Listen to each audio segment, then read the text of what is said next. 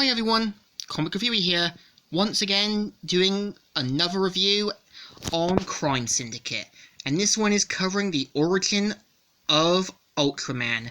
Now keep in mind, since DC have now done another clean slate with the multiverse, meaning that the events of Forever Evil's 3 stories have been retconned. So instead of Krypton being a bit more of a different city, the version of Jor-El and Laura send Clark out into space.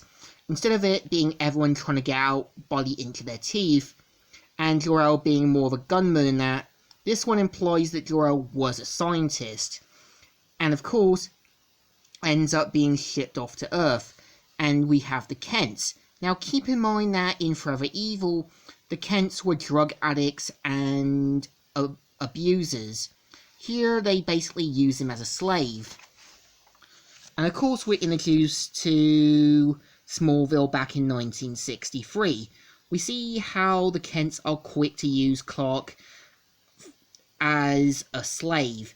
And they say, "Now Clark, you don't want to be one of them freeloaders, do you? Always thinking and never giving back. Deplorable people." And of course we see how the Earth-free version of Clark discovers his powers.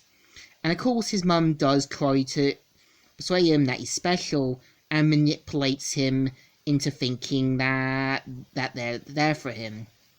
And we kind of learn how the kids at his school call him things like Bizarro, Space Boy, and all the other things. So we see how the Earth-free version of Jonathan Kent shows Clark to his origin. And of course they believe him to be a gift from the gods, even though it's clear they're treating him like a slave. So of course they show him the ship, and him learning he's what's left of his race. And of course he doesn't take it too well, which reminds me of the film of Brightburn. And of course this is a moment where the Earth-free version of Clark calls out his parents, saying, "After all we've done for you? After all you've done, you think I owe you? I should be grateful? For what? Could a couple of humans possibly do something like me?"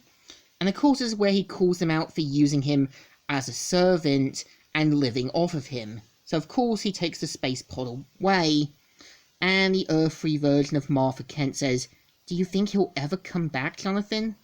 "I'm sure he will, Martha. Will always be our boy. Won't he?" And this is the version of Ultraman's origin. I would say this one is basic, but it knows what it's meant to do. Keep in mind the Kents are meant to be hard-working people and would help Clark the best they can. The Earth-free versions are meant to be deadbeats, freeloaders, and manipulating the Earth-free version of Clark to use him as a slave. And I think this one works better than what we got from the new 52 one.